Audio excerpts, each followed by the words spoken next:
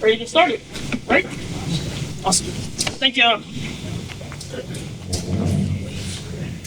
Go ahead. Mr. Mayor. I get to go first. Thank you, everyone. I'm pleased and happy that all of you are here with us. For the city of Norwood, this was a big win.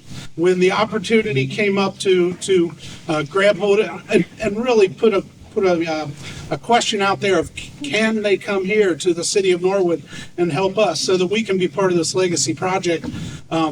It was really a no-brainer when people came to me and talked to me about it, and then when we got selected for a legacy project, what a win for the city. We've known that putting good plans in place are critically important to all the good things that we want to move forward with here in our community. And then the design workshop that's been going on today, put on, is just an incredible opportunity for all of our community members to come together and discuss the plan and discuss the path forward and take really ownership of it.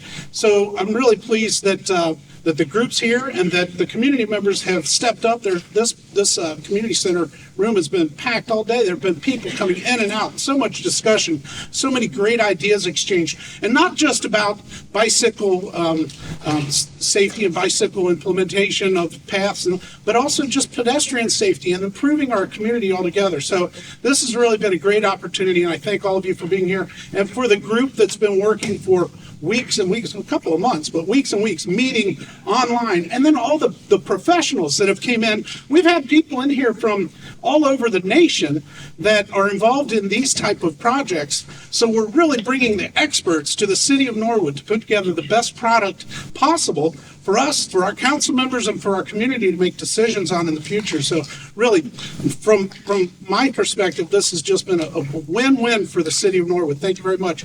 I'll let you get started with the presentation. Desiree, Scott.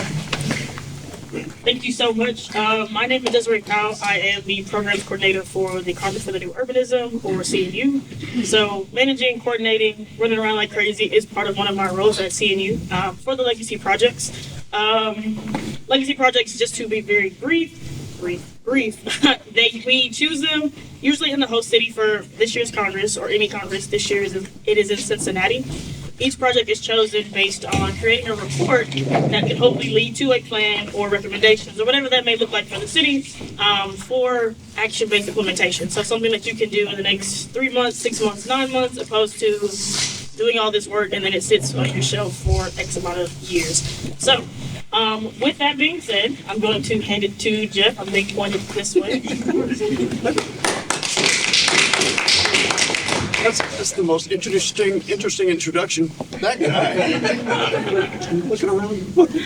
My name is Jeff Racer, and I'm not a national expert. I'm a local guy, so I don't know anything. But what I do know is that we have the Congress that Desiree mentioned happens from May 15th to May 18th. I threw around some cards on the tables there, so everyone should go home with one of these.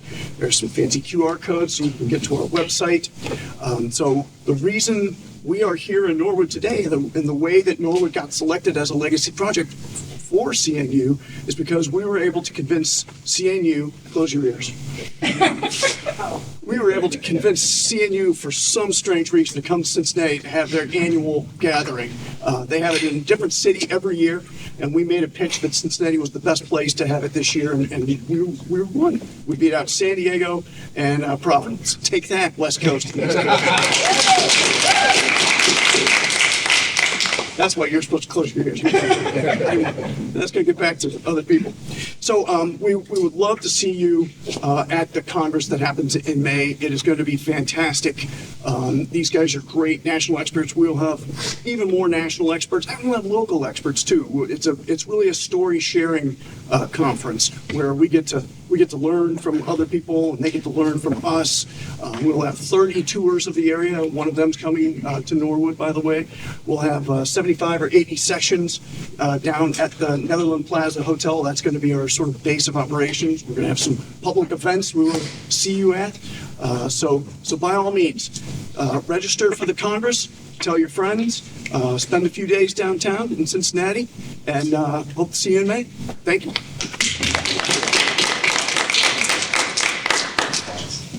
And it makes sense if it come back. It can come back. It makes sense. So really quick, I just wanted to shout out and thank our partners for making this even happen. So Norwood Together, Ms. Miller and Alicia, we really appreciate it. The city of Norwood has been phenomenal. And as a municipality, I know that's difficult and challenging, but they've been very open-minded and made this process super simple. I can only speak for me. We have our phenomenal design team, Stantec, Tim, David, Katie, and Maggie. Really want to thank them for coming literally from all over the world to be here. Who else is over here? Xavier, the Crown Network, I took my Norwood Together, Norwood Chamber of Commerce, Tri-State Trails, Hamilton County, OKI, ODOT, and Queen City Flag. I'm not going to do that like I did it. Thank y'all so much. Without this, we are just vessels. You already do the work being in this community every day. And so we really, really, really want to say thank you to Norwood Together and the city of Norwood. Yeah, and we want to say thank you to seeing you. And Jeff, our journey to this legacy project kind of started when, if you remember 2 years ago, Norwood was in the Strongest Town competition and we were runners up. And that, because the two finalists were Midwestern cities, Jeff contacted both cities, Jasper and us, to do a little write-up on how cool Midwestern cities are. And that started the journey of, we were part of the pitch to get it brought to the region, which was really exciting. That was at Factory 52, which is where our tour will be. And then with that, as it kept going, we were able to apply for one of the legacy projects, which is really, really exciting. So we pitched a couple of different ideas for what this project could be, and the one we landed on is really cool and very comprehensive. It's focusing on physical connectivity. We have an amazing connected city with all kinds of great events and organizations, but sometimes it can feel like it's not quite physically connected, with some barrier roads you can see over here that are just difficult to cross. So this is tackling that. So part of the inspiration for this type of thing is the Crown Network and the Wasson Way, which is near and dear to my heart, being very close to it. My children have learned to ride their bikes on Wasson Way. I'm very grateful for it. And what's amazing is Cincinnati did all that. And that's just kind of like a gift to our community along the south border. But some people in the northern parts of Norwood, even not that far away, can sometimes have trouble getting to it. So we want to improve the physical connectivity of our walking and biking. Also, we are a walking school district. We do not have buses. We expect our students to be able to get to schools without transportation, and that would be really convenient for working parents, especially all of us, to be able to have our kids get to school safely and out in the fresh air instead of trying to figure out parking and all that. So we're trying to enhance all of that for us. Norwood is front porches, sidewalks, and parks, and we want to be able to enjoy those more and more and more. Thank you. So I don't get the hook. I just walk out. I'm David Dixon, and I'm the sir. Yes, sir. Okay. Thank you. It is really been a pleasure and honor to be here. How should I say this? You're a very engaged community. You have a just fundamental enthusiasm about this as a place to live, and it turns out do business. And you're sort of all on the same page. And let me tell you, that makes things a lot easier. And, you know, something I'm going to say in front of the mayor, you've exhibited a certain trust in government. Nobody has said, why are we going to plan a path they'll never shovel it? None of that sort of thing. You know, there's a trust that this will be a public asset that is really treated and celebrated that way. So what I'm going to do is spend a little bit of time talking about the mission. Why are we doing this in a larger context? Yes, okay. So it starts with walkability, and walkability and bikeability are very similar. There are the basics: lighting, comfortable sidewalks that are the joy to walk on, curbside parking that protects you from all those cars that we're learning not to like so much, and street trees for shade. But that doesn't produce walkability. Most of us, first of all, actually will walk about 5 minutes. That's a quarter of a mile without a real destination. Beyond that, we really need a place we want to go. And I will tell you, when you talk to college students, they absolutely don't believe that, and then just watch them. And the rest of us tend to accept it. the magic that invites people to walk are lively, amenitized public spaces, mixed-use public spaces where you can live, work, play, learn, see art, and street-level uses that engage the pedestrian, meaning all these great uses, as many as whenever they can activate a sidewalk, are on the street level, and they really invite your interest. They make it more fun, and boy, when you look in, that's when you see a neighbor, and they promote a sense of community. So, with this in mind, what are some of the amenities that invite outdoor or invite walking, outdoor dining, music, fun, just something you can enjoy, and very much places where you can share community, feel a sense of shared community. And we're increasingly a diverse society, and that means opportunities to share community are even more important, where you can learn about each other. One of the things we were talking about, I think it was with Mary, is we want to talk not just about making sure you're as connected as you can to your parks and public spaces by walking or biking, but that when you get there, there are activities that connect you with other people. You start a conversation, a stranger becomes a neighbor. So, big picture, all of this actually matters more today than it has at any point since World War II. I don't mean as hyperbole, but literally true. You and the rest of North America are on the cusp of change, and I'm going to say all of this change, well planned and well managed by folks who work with each other, partnerships, people who cooperate with city government and vice versa, are be in a position to thrive in ways that have been much harder for decades. And I'm going to make that very real. It starts with our demographics. So one question I love to ask is, how many of you intend to have kids in the next 10 years? And somebody has to raise a hand. Thank you. Okay. All right. How many of you might move in the next 10 years? Okay. Well, thought more of you would. But anyway, the point is, we don't move to communities where our kids want to live. It's not schools. It's not backyards. We move to places that adults want to live mixed-use, walkable places. 81% of net new households for the next 20 years are going to be singles and couples without kids. Housing, this is the housing market. The housing market is 2/3 of our real estate economy, where folks want to live. All sorts of other dollars and jobs and investment, et cetera, go. By 2040, fewer than 1 out of 4 households in the U.S. will have kids. I think I may have said that already, but just in case. Right now, this is true of Cincinnati as a region, more than 60% of the housing supply is single-family detached. Guess what the majority of the market just isn't looking for anymore. But what they love are small lot houses that give them access to walkable amenity, to each other, to community. And now think of how Norwood looks in the Cincinnati regional marketplace versus how it's looked for decades. It looks very different to a lot of people. And lest you wonder, this was a study done by Smart Growth America that looked in a very rigorous way at the value premiums for sale housing, for multifamily housing, for office, for mixed use housing and office, for retail in walkable places. And right now, you may not see a lot of those premiums, but they're coming. This is a way to create value. Now, some of you were thinking, I know what value is attached to gentrification. And I want to pause for a second and say, a lot of folks have talked about that, and that's a real concern because you clearly love your neighbors and the diversity of your community from all kinds of points of view. In a world where 80+% of net new households are singles or couples, you're going to have more demand for your housing than you have housing for quite some time. It'll be important to tap some of that value creation to make sure that you have affordability. And not just maybe an affordable housing development over in the corner, but mixed income housing where folks that are as diverse as your neighborhoods can live together. So, the other side of this, that's the opportunity. There is an imperative.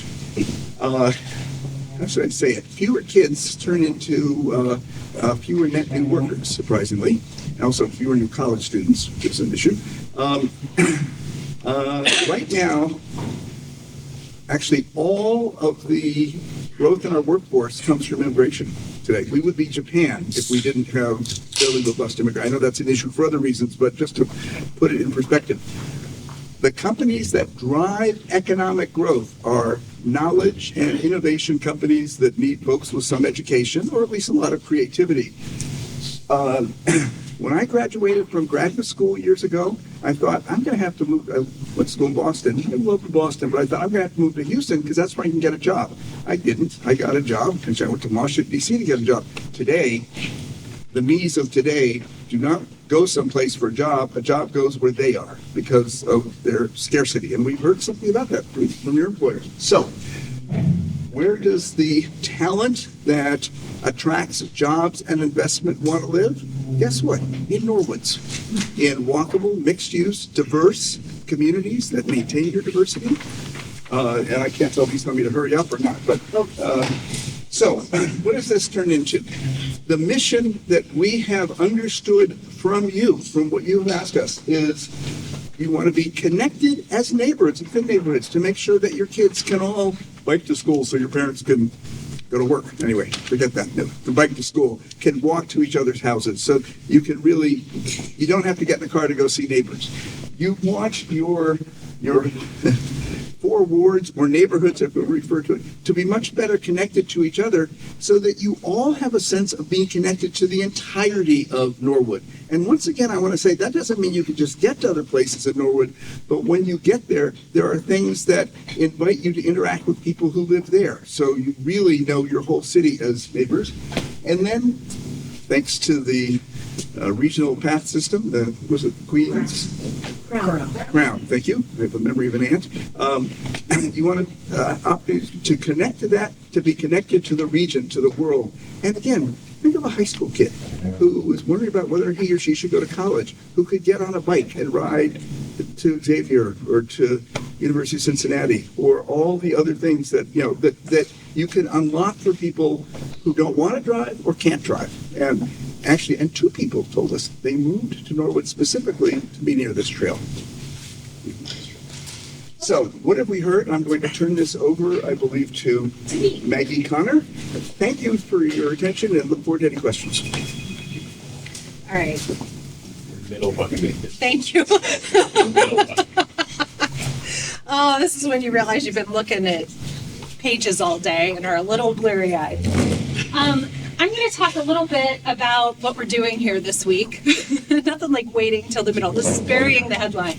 Our schedule for this whole process, you can imagine over here, has been the last month and a half or so of organizing and getting ready for this, which has been meetings among all those partners. And then you can imagine over here is going to be the next few months until the Congress of us compiling everything that we've heard and really formalizing it. But everything that you see on the walls, for the most part, is what we've been working on this week, which, just for your reference, started yesterday morning. So this has been a lot of people giving a lot of great information, and we're doing our best to kind of process it in real time. So the first thing I just would like everybody to know and to maybe give us some grace is that this is a work in progress, what you guys are seeing. And at best, we're here on Wednesday, which is probably the midpoint of this whole process. So first of all, as we're going through this, if you see things that you disagree with, if you see things that resonate greatly, if you have questions, if something feels off, we really want to hear you. You're not going to hurt our feelings. We're not going to be insulted. This is all about getting to an answer that works for you and your community. At some point, Timothy, David, myself, Katie, we're gonna go away for a little bit. But you guys are all still here working on this every day. So let's make sure it's the right fit and let's make sure we nail it. Our schedule this week has been a kind of mix of stuff. Yesterday we were doing a lot of setup and just really trying to understand the lay of the land here. It involved a few listening sessions with policymakers, with community neighborhoods. We did some touring around. We did some just sketching over maps and trying to understand what we saw. We did a dinner at Factory 52 last night, so we had to sort of see how have a little bit of fun and a little festivity, which was great, and some great conversations. Today has been more just reflecting on what we heard yesterday. We've been out in the car again, trying to look at more specific places that people have pointed out. We had a great presentation from some kids from the Montessori school, for example. People have been in and out of our door all day, which has been great. We've had a lot of informal conversations. We've had community members come and share a lot of the great work and thought around Norwood that we've seen, or that you guys have all been thinking about. We've met with some more of the community neighborhoods. We had a listening session with business owners, and we're continuing this through tomorrow with a listening session for youth. So we're trying to hit different segments of Norwood to really begin to understand the full picture of what you guys see, of what's happening here. We also met with elected officials today. Can't forget that. Again, work in progress. So this is all fresh, hot off the presses. We've been trying to take pictures and document everything that we've heard along the way. I'd love you guys to take a really close look at the end of this at everything that's up on the walls, because it's the documentation of what's been amassing this whole time. So we've been asking people as they come in the door to tell us where they live, where they work, where they recreate, where they shop and dine in Norwood, so that we understand where people want to go. When we talk about connectivity, what are you connecting to, and why are you connecting there? We've been listening sessions. You can see sort of a wide variety of people from around Norwood. And then we've been documenting it. We've been asking people about public spaces. We've been asking like things that are worth celebrating around here, barriers to overcome. And some of the themes that we've heard, and these are emerging, and we will continue, I think, to reflect and refine these. So you can imagine distilling all this to a few bullet points. But the first question we asked was about Norwood's strength. And in that first focus group, and everybody around the table had said the community, and just like the way they feel connected to their neighbors, which is a wonderful thing to hear, because that's a great foundation on which to build. That it's a very socially strong community, that people are very active, and we've seen that. We've benefited from having some really lovely weather for February in Ohio, but we've seen a lot of people out walking, and so that's an important place to start. We've heard some things that folks need, which are some quick wins and really actionable items, things that you can see happening. And some of the obstacles that we've heard about have to do, it's interesting, other than barriers, other than the difficulty of some of your roads and some of the feelings of safety crossing Montgomery, for example. It's like, how do we overcome the barriers? And this idea that with anything that we talk about, that change can be hard, that Norwood is continuing, new people are moving in, you have people who've lived here for decades, for their lives, living here, and they're seeing things change and move. And so all of these are folded into any kind of recommendations that we may make here. And just at the same time, we're trying to document these things, trying to document the strengths of what it is to be here, and document some of the concerns and the difficulties that we see. So how are we using this info? I'm just going to go through some of the sketching that we started to do. Again, understand a work in progress. But some of the things that we've started to look at, just orient you guys. You probably recognize your city boundaries. We've got the Wasson Way along the bottom here, and this is very faint. I'm just going to go back up and orient you guys. If you can see main Montgomery here, you can see the railroad tracks are probably the most prominent feature cutting through the center. Schools are indicated with the little blue flags, and you can see the green parks distributed around.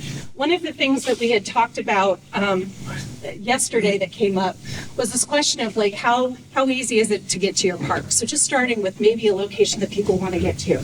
And what you can see is the predominance of your community is within a 5-minute walk to a park, which is pretty amazing.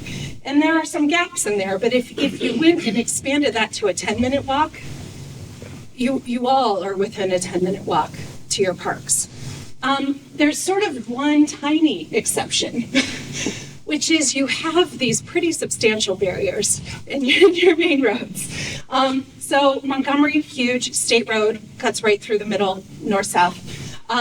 Smith and Carthage, we also heard a lot about, especially Smith itself, where it's 4 lanes wide, kind of cutting through a neighborhood.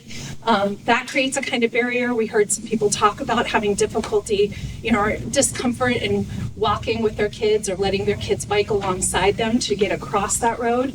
Obviously, the Highway 71, the lateral, these are huge. These are huge pieces of infrastructure that are all about getting people through Norwood and not to places within Norwood. The railroad tracks are barriers as well. I thought something that was interesting, though, is that there are a few very connected streets within your community. They include this Williams connection that cuts through that actually goes past many of these barriers if you were to carry it along. And so identifying something like that helps us understand which intersections we need to work most on, because that's an opportunity to link throughout the community. Same with sort of a Park and Sherman connection, and then just north of the lateral on Sanker. Those were the first few initial ones that we had noticed.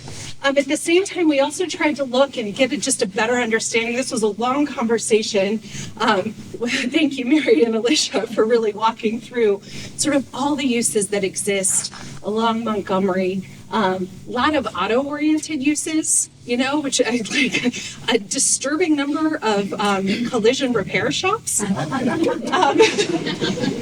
don't know how that relates to walkability necessarily. I'm guessing it's maybe not a huge destination for folks. But for me, those are opportunities in the future for new uses and new business opportunities that could exist here. But this also tells a different story too. When you look at the kind of park connections, there's a significant amount of these kind of business and office and working uses that are within those park sheds. And so it's kind of understanding that in order to get to them, you're not only crossing these street barriers, but also these kind of the big sort of office settlements, like where the Board of Elections are and stuff. That's not a super pedestrian friendly place right now. I don't think anybody's going for their afternoon stroll around there. So that's another thing for us to overcome. So we just started taking our pen and markers for a little bit of a walk, trying to understand where the opportunities exist.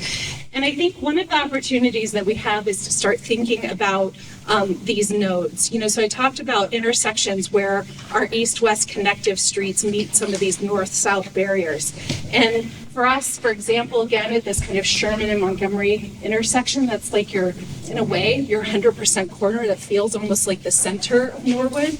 And that's a great opportunity, along with a lot of the road improvements that are going on there, to think about how that intersection can be a really great connection east to west and help overcome that barrier. Factory 52, I think, seems to be a great success story here. So how do you better link that up? And we know over by there at Harris Place or at Harris, that maybe there's an opportunity to get across the railroad tracks. There's already an opening there. So imagine if you could, if you live north of the lateral, that there could be a way for you to get down to that amenity. Next. And so what this starts to show us are the opportunities for east-west connections. One of the things we're starting to look at is whether there's an opportunity for a second bike and ped exclusive trail that could exist along the railroad just south of the lateral. And that would just provide another, it'd be a mini Watson Way. This is something that would have to long-term maybe connect east and west, but it could certainly connect through Norwood and provide another way to get from one side to the other. And then we're looking at the roads that get us across. I would love if anybody here is living up north of the lateral. I'd love to talk to you a little bit further about your east-west connections. The grid up there isn't connected in the same way as some of the places down south in terms of getting clearly across. We've got a lot of topography. And so I think that's something we'd like to look a little closer at over the next day.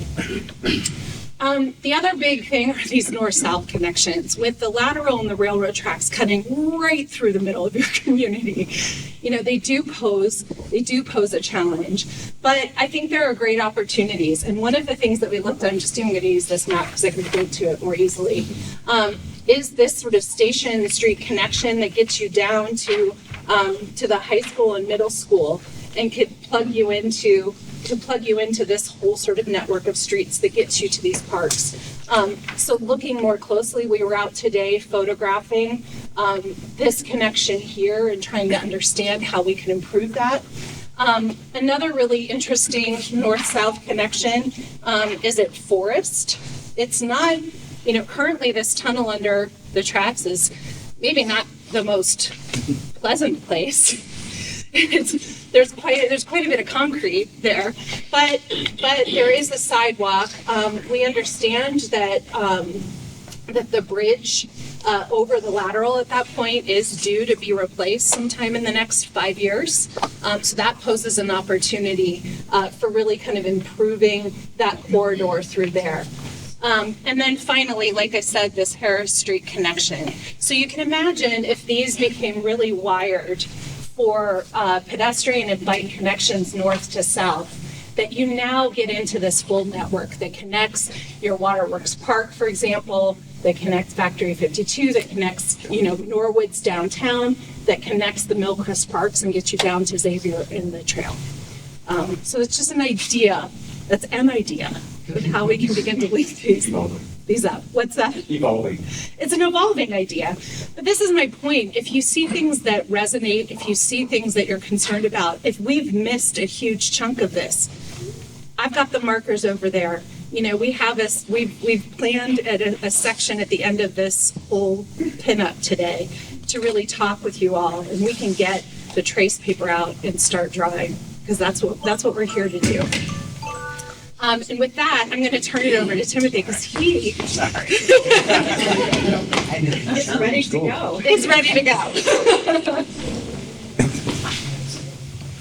So excited for this. This is lovely. Sorry, the energy just kind of comes as it comes. So David did a great job of starting with the why would we go about this and what's the mission and vision, right? Very broad. I think Maggie did a wonderful time of getting us down to, so how are we going to go about doing it? What are some of the things we're hearing along the way? And posing some really interesting things that we can provide feedback on tonight with you.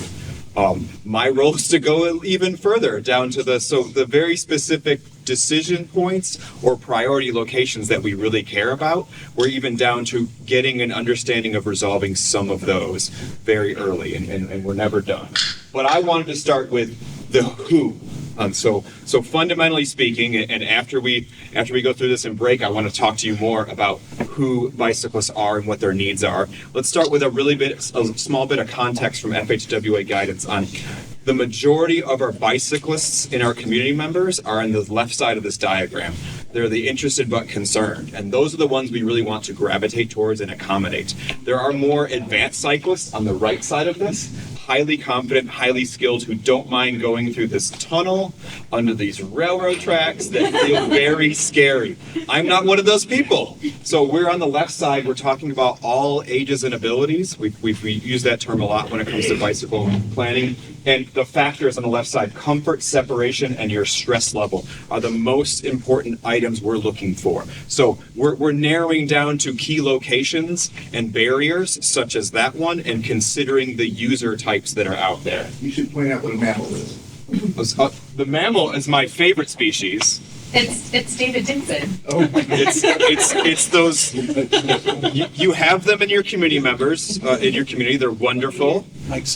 They are very advanced. They like to ride very fast on the streets. They do it for exercise, they do it for speed, and they will tell you all about it. The same thing goes for how to identify a CrossFitter. Just ask them, they'll tell you everything. Same types of humans and species, but they are wonderful people, and I kid because I love.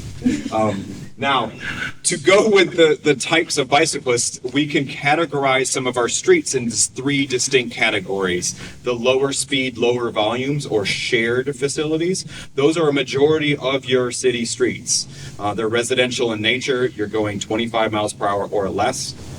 Hopefully less, and you have lower volume. On the other end of the spectrum, you have higher speed, higher volumes. You could name a couple of them, like Montgomery. There's the low end, there's the high end, everything else falls in between. Those lines are very blurry. You'll see these are not borders. They're very gradients, and they change with speed and they change with volume. So, accommodating the majority of users on different types of streets, it's not always a one-for-one decision, but we at least have guidance to start with. So if you want to point and tell and talk and learn more, I'm going to be over at the station here talking more about those types. You've seen many of these shared streets. They are your neighborhood streets. Just a couple of examples. You've seen them around here and around Cincinnati as well. There are many, many, many more than just the 4 photos we chose here, right? But these are the ones that are good for your children, for the novice, for the interested but concerned riders. Speed is probably the most important item. In the middle there are the traditional bike lanes. When someone says, let's do some bike lanes, you're probably picturing this in your mind, right? There's so many more bike facilities than just those, but this is the one that's traditionally been known. It's right in the middle. You can go above, you can go below, but these are the ones that you have in your mind. And then separated facilities are really what everyone is gravitating towards because you have that vertical separation between the cyclists operating and the vehicles. There are a lot more challenges than just this, like driveway access points and intersections. I'd love to get in the weeds on that, but we're trying not to be in the weeds. We're trying to talk about big picture mission and vision. We're talking about what the community has asked for and us to look at. So I will sort of end it right there and say that we are piecing these pieces together.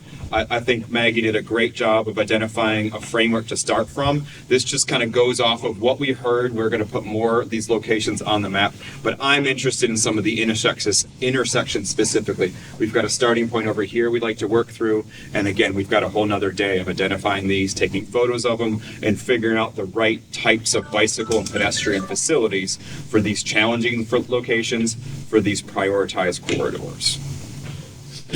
Such as, there's a lot that we can and should do here, but I don't see a whole lot of pedestrian accommodations. So it's kind of a blank slate. We want to think about the safety crossings and whether there's appropriate bike facilities that go in here specifically. Another great example of getting you on the trail, I just want to point out that there's no direct crosswalk over, and once you get across, you immediately reach a tree and have to go around the tree, which is totally fine. It's just another one of those things that we're working around because the canvas is not uniform. We have site-specific challenges to work with, and that's what I'm kind of here to look at and improve. And lastly, there are a lot of streets that look like this, and we're trying to figure out the appropriate balance of on-street parking, speed reduction, access, and bicycle facilities. Because the last thing we do is say, get rid of A and put in bikes. That's not what we're doing. We're trying to make it context sensitive to the appropriate streets for the appropriate reasons. And those conversations, they get very down in the weeds moving forward. So we're trying to stay high level, but I wanted to give you a few examples of what we're looking towards. So it's my great pleasure to start the conversation here and now if there's things to react to and a whole team is able to respond. After such time, we are all going to go to different stations and have more chats and conversations, but beginning with the broad audience here, we'd love to kind of go over anything that struck you as like it, love it, change it, confused by it, or any direction you want to take. This is your time. If you don't have questions, Kim is going to start asking you questions. Can I start out a question? Yes, sir. And I'll start from the backside forward. This is a path forward for the city of Norwood. When you look at where we are today, and many decisions have to be made, what do you look at it as the time frame where this would be implemented in a community like ours? If you've done this in other places, how long does it take? What's the process? Love the energy and enthusiasm. So one of the reasons I'm on the team is because I'm an implementation specialist, and as we've been developing these concepts and ideas, my job is to look at how do we get them started and how do we get them going. And I have made some notes today that you can I've got about 3 things you can do at least in the first 3 months. And we really want to focus on what can we do in the first 3, 6, 9 months to get you going. And then what do you need to do to continue that momentum in year 1 to year 5 to year 10. So we're looking at immediate implementation and then what needs to come after it to make sure you're continuing the momentum. You say 1 year, 1 year. 5 year, 10 year. Yes. So this is a path there's some quick wins you're talking about, but then it is a continuous improvement process. Absolutely. You're not going to see all of a sudden the whole landscape of the city of Norwood changes because it takes. Absolutely. And I think it's important to manage expectations. If you've ever tried to see a road improvement project, typically when you want to fix a road, you come up with an idea today and it happens 5 years from now. But there are things we can do today that are going to make a difference in 3 months, that are going to make a difference in 6 months. And then what we always recommend is in 5 years, the world's going to be very different. So in 5 years, you need to revisit what these strategies are and see if they're still a fit for you and if we need to tweak them or change direction. But the things we're going to do in the first 5 years are going to be the most important to this process. Thank you. So to piggyback on that, as the mayor knows, I'm sure you guys have heard, there are 2 major road projects that are going on right now. We're already in process with them. And to make some of those initial changes, probably needs to be in the design process with those groups already, especially with the state. So how, so how do we implement that when we're not even there yet with knowing what to do? Yeah, that's a difficult question to answer because we are halfway through a process and they are like 75% or further along their construction process. So we began with partnerships and who's involved, and we're going to leverage those partnerships moving forward to do the quick wins that we can if it's not already too late. And perhaps sometimes there's retrofit opportunities on top of that, small quick wins on top of things that just got finished. But you're absolutely right. It's hard to stop a turning tanker, right? Yeah, because I'm already working on Smith Road right now. Right. Doing the bump out areas around walkways and that kind of stuff. Not bump outs, but the walkway. That also sounds like the momentum we're capitalizing on as well that Katie was just mentioning. So maybe we're spinning it in a forward direction and using that to launch to the next quick win. One of the other things I'll bring up is that if you can bring dollars to the table, you can often change the project. Okay, so the other thing I'll be looking at is where you can find resources and financing so you can do these things, because these are not free. And we are in an unprecedented time of funding that's going to go away at some point. So we want to take advantage of it while it's here and implement what we can with the money that's available. One of the really cool things about Norwood, we're in what's called Justice 40 under the current administration. And during Justice 40, as long as this is in place, there are significant parts of Norwood that do not need to make a financial match in order to make a project happen, which means there's no skin in the game for Norwood. If you can win the grant, you do the work, 100% paid by the federal government. And one more little postscript here. I'm not going to get applause for it. No. One more little quick postscript. When you have a plan in place and future ODOT or other projects come along, this will be the context. So that they, even if you're not going to implement for 10 years, if the intent is, then they won't do anything to interrupt. I also point out, we are in the midst of, or on the cusp of dramatic mobility innovations. Autonomous mobility may be off for 20 years, but connected mobility is happening right now. You all know you can often drive a car that just can't crash into the car in front of it. Your car just won't do it. Well, over 15 years, the U.S. auto fleet completely turns over. Within 10 years, connected mobility will be the rule. That means ODOT and everybody else are going to say, oh my gosh, these cars drive 6 inches from each other. They don't bump into each other. What are we doing with all this pavement? So there'll be an automatic reason to relook at Montgomery. Probably relook at other major streets. And if you have a plan and intent in place, then that's where ODOT and others can start building. Is that helpful? Could you, for the mayor, I don't know if he heard about this, but the funding assets that you have where the bike trail goes along the rails? So there is a program called Rails with Trails. So in many cases, Rails to Trails came from a lot of railroad tracks being abandoned because either they were short gauge or they were too small or they didn't go to places that were functioning anymore. We've kind of eliminated all the opportunities available for railroads that no longer work, and many railroads are actually becoming very congested. So instead of getting rid of railroads, we work alongside railroads in a strategy called Rails with Trails, where you can put walking and biking infrastructure in the same right of way, protected from what's happening in the railroad, but still providing that access and really connectivity across a very long linear destination. I noticed Brian had a question, and if there's anybody who's negotiated with ODOT, Brian can do it.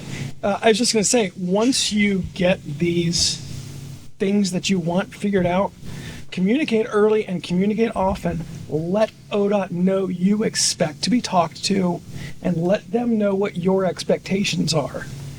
Because as soon as they hit the ground running, they're an organization whose job is to build roads.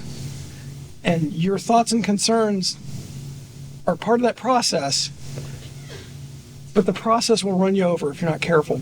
That's the lesson the city of Cincinnati learned. They didn't engage soon enough.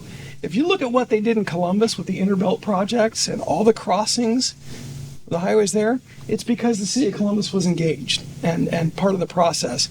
Let them know, hey, we had this visioning, we've got this idea what we want our city to look like. When it's time to look at these bridges, we've already got some ideas we want to share with you guys. And get them on board early. Because once they know what their target is, they can do it. We got great engineers, they can design anything. They've got to know what the target is. And repeat it often. And for those that didn't know, Brian's with Bridge Forward. He's been helping reorient the Brent Spence so that it has a better impact on the city of Cincinnati. I think it's a child too. Never mind. That's right. So, Anyone else? Yes, ma'am. Well, I will just speak on a parent's perspective. So I have a 3-year-old and a 6-year-old, and we go to the Norwood Montessori school.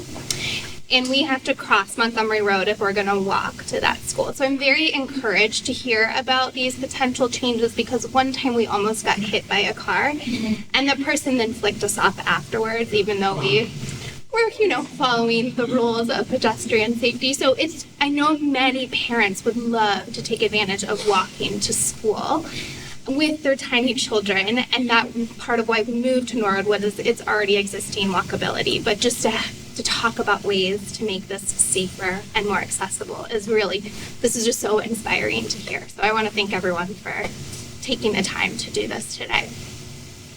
It's really interesting because we have, more so, I think, than other processes I've participated in recently. We've had more parents of children participating, present. We've had kids here. we've had them coloring beside us too, and it feels very possible. I mean, I think what's interesting is we spoke to kids today that are already walking in the community, and it is streets like Montgomery that are just a little bit too wide for them to navigate yet, and it feels more achievable here than I think in other places I've been in recently. So that's just kind of that's a good news, I guess. as one more postscript, we were talking to kids. It was really interesting to see Montgomery through their eyes. So what they talked about is you have to wait a long time. Think of your kids. How much do they like to just stand and wait? Would it be so tempting just to show off and race across? And that really brought home to me how, in fact, a couple of them said they would race across. We had to promise not to tell their parents. But it really brought home how urgent this is, how important. Anything else? Well, have you considered talking to like our school superintendent? And I know there's a lot of talk about the middle school and the high school campus, and they might have some input and get you up to speed on what their challenges are as far as access and drop-off zones and dangerous situations. We did just have a big Safe Routes to School big $7 million sort of Band-Aid fix. It really is better, but at each one of the schools. So that was designed to slow people down in front of Williams, the high school campus. I think it's at View and Sharpsburg. So lighting, signage, speed bumps. But we still have a lot of near misses from what I hear anecdotally. They're coming in tomorrow. Oh, they are. Okay. And many of them came in today and said all of those exact same things that you just said. So when we do break, I would love you to read through all of these and realize that you just checked off about 6 of the things. So absolutely, and it's still ongoing because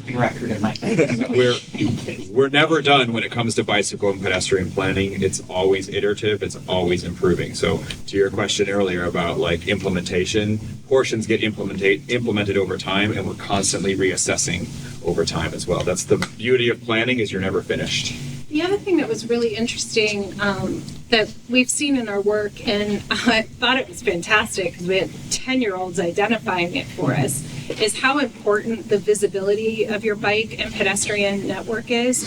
So things like highly colored and visible crosswalks, bike lanes that are painted, signage that contributes to it. I think everything that we can do to continue to alert drivers that people are walking here, people are biking here, people live here in these more subtle but also obnoxiously loud ways. There's a way to do it so that it's designed and it feels very comfortable in Norwood, but it also just signals to drivers like, hey, you really got to slow down. This is a neighborhood that people really care about. And it signals to kids that you're speaking kid, because that's their vocabulary. Well, and they talked today about not always feeling safe because of the rate of speed that cars go and because of, sidewalks that are narrow in some cases.